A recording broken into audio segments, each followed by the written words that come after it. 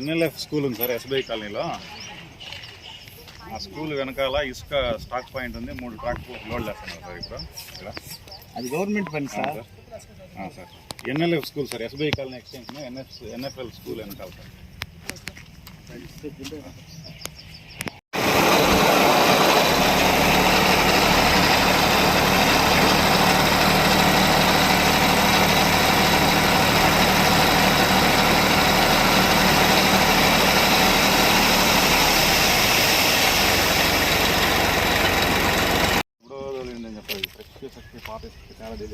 ఇప్పుడు చాలా వాన పడింది ఇది ముందు సార్. ఇది ముందు ఇది మట్టికి మట్టిగా కూడా తీసుకో. మట్టినే ఎందుకనే మట్టి కూడా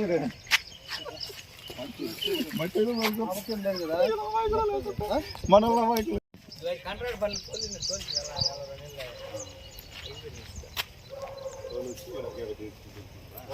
హాస్పిటల్ నుంచి హాస్పిటల్గా హాస్పిటల్ ఏ హాస్పిటలా? గవర్నమెంట్ హాస్పిటల్గా జరుగుతాండ గవర్నమెంట్ హాస్పిటల్ పనులా?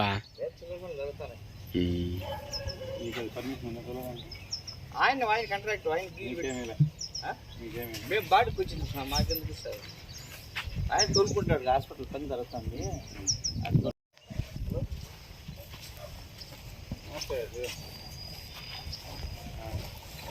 ఇక్కడ ఎస్బీఐ కాలనీ దగ్గర ఉన్నా. ఎస్బీఐ కాలనీ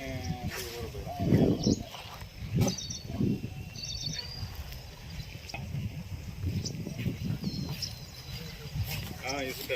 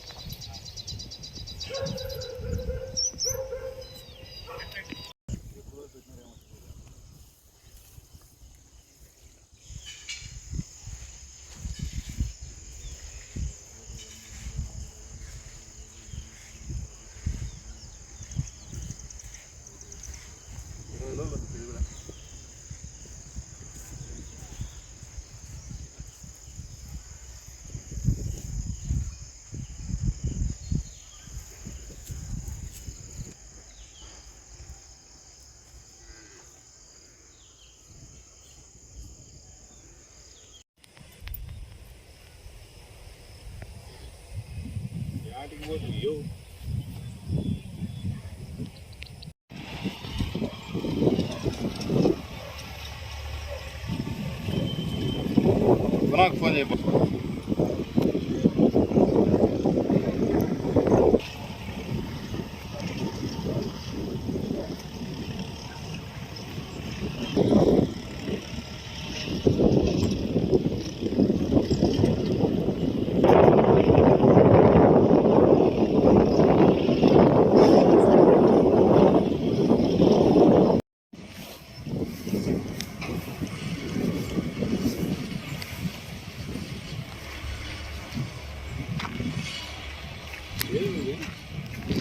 చిన్న గుట్టలాగా అదే చెప్పింది. అటు చెప్పి పోతే తీసుకుందామని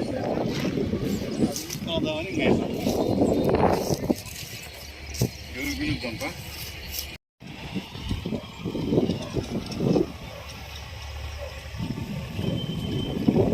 నాకు ఫోన్ చేయబో.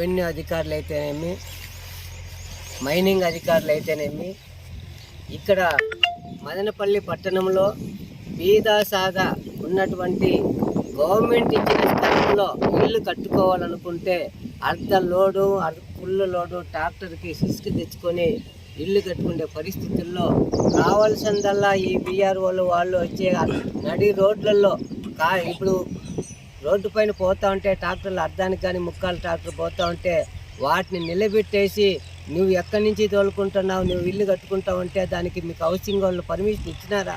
హౌసింగ్ వాళ్ళు పర్మిషన్ తీసుకొని ఇసుక తోలుకుంటా ఉంటే అట్లాంటి ట్రాక్టర్లను పట్టుతున్నటువంటి ఈ రెవెన్యూ అధికారులు ఈరోజు మదనపల్లి పట్టణం మున్సిపాలిటీ పరిధిలో కుప్పలు గుట్టల కంటే గుట్టలు తలపించే విధంగా ఇక్కడ ఇసుకను నిల్వ చేస్తున్నటువంటి ఈ మాఫియా డాన్ల దగ్గరికి పోకుండా చిన్న పన్న ఉన్నటువంటి రైతులు కానీ సామాన్య ప్రజలు ఇల్లు కట్టుకున్నటువంటి పరిస్థితుల్లో వాళ్ళని మాత్రమే వచ్చి ఇల్లు అద్దం పడి వాళ్ళ దగ్గర ఇల్లు కట్టుకుంటా ఉంటే ఆరాపాతిగా తీసుకుంటూ అదేవిధంగా ఇంత పెద్ద నిలువ చేసినటువంటి మాఫియా డాన్ల దగ్గర బెదిరిపోయినారా? లేకపోతే అధికారులు మీరు వాళ్ళ దగ్గర డ్యూటీలు చేస్తున్నారా? పేద ప్రజలకి న్యాయం చేసినటువంటి అధికారులు పేద ప్రజలను అడ్డు విరుస్తూ ఇలాంటి మాఫియా దాడుల్ని కాపాడుకుంటూ వాళ్ళు ఇచ్చిందే లంచాలతోనే మీరు జీవితాలు గడుపుకుంటూ మీరు జీతం ప్రభుత్వం తరఫున తీసుకున్నా కూడా వీళ్ళు ఇచ్చే లంచాలతోనే మీరు జీవించే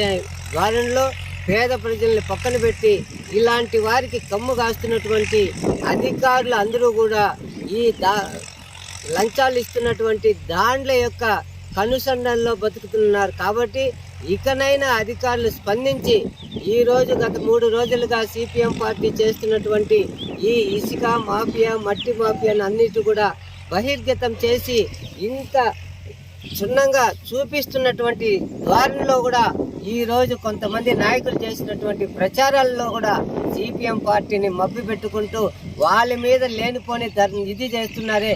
పేద ప్రజల పక్షాన నిలబడుతున్నటువంటి ఒకే ఒక్క ఎర్ర జెండానే, ఆ జెండా నాయకులను కూడా మీరు కించపరుస్తూ ఈరోజు ఆ నాయకులు నడిచే మార్గాలే చెడు మార్గాలు అనే ఉద్దేశంగా చూపిస్తూ ఈరోజు ఇంత మాఫియా చేస్తూ ఉన్నారే. వీళ్ళు ప్రజల పక్షాన్ని నిలబడి ప్రజలకు న్యాయం చేసేటువంటి ఇలాంటి పార్టీల పైన బురద తెల్లడము ఇప్పుడైనా మానుకోవాలనేసి కొంతమంది నాయకులకు కూడా మేము తెలియజేసుకుంటున్నాం. అదేవిధంగా ఇంత బహిర్గతంగా ఇంత గుట్టలను తలపించే విధంగా ఇసుకల్ని నిలువ చేసినటువంటి ఈ అధికారులు కనపడలేదు అంటే కనపడవులండి. ఎందుకంటే అధికారులు మెయిన్ రోడ్లోనే పోతూ ఉంటారు. ఆ మెయిన్ రోడ్లో పోయేటప్పుడే ఎవడోడు బీదోడు ట్రాక్టర్ వచ్చిందంటే దాన్ని పట్టుకుంటారు. కానీ ఇవి ఎక్కడో మూల దోసుకున్నారు కాబట్టి మున్సిపాలిటీ పరిధి మూలలో తోసుకున్నటువంటి ఈ గుట్టల్ని వాళ్ళు చూడలేదు. ఇకనైనా అధికారులు స్పందించి ఇలాంటి ఇసుక మాఫియా చేస్తున్నటువంటి ఈ రీచ్లను కూడా డంపింగ్ యార్డులు మాదిరి కల్పిస్తున్నాయి కాబట్టి ఈ డంపింగ్ యార్డులను కూడా సీజ్ చేసి పేద ప్రజానికానికి ఇల్లు కట్టుకుంటే వాళ్లకు ఫ్రీగా సప్లై చేయాలనేసి ప్రభుత్వ అధికారులు ఇకనైనా కళ్ళు తెరిచి పేద ప్రజల పక్షాన మాఫియాల యొక్క అడ్డు తొలగించుకొని పేదలకు న్యాయం చేసే విధంగా అధికారులు ఇకనైనా కళ్ళు తెరిచి ప్రభుత్వం తరపున మేము కోరుకోవడం ఒకటే, ఇలాంటి డాన్లు ఇట్లాంటి వారికి మీరు దయచేసి సహకరించకండి. పేద ప్రజలకు సహాయం పడేదిగా అధికారులు తెలుసుకొని ఇక్కడైనా ఇలాంటి రీచ్ల్ని సీజ్ చేయాలనేసి మేము మాఫియా దాడులకి వ్యతిరేకంగా ఈ సిపిఎం పార్టీ చేస్తున్నటువంటి ఈ పోరాటానికి మేము అహర్నిశలు కూడా వారికి చేదోడు వాదోడుగా ఉండి వాళ్ళు చేసే కార్యక్రమానికి ప్రతి దాంట్లో కూడా పాలు పంచుకొని పేద ప్రజల యొక్క న్యాయం కోసం మేము ముందుంటామనేసి తెలియజేసుకుంటున్నాం.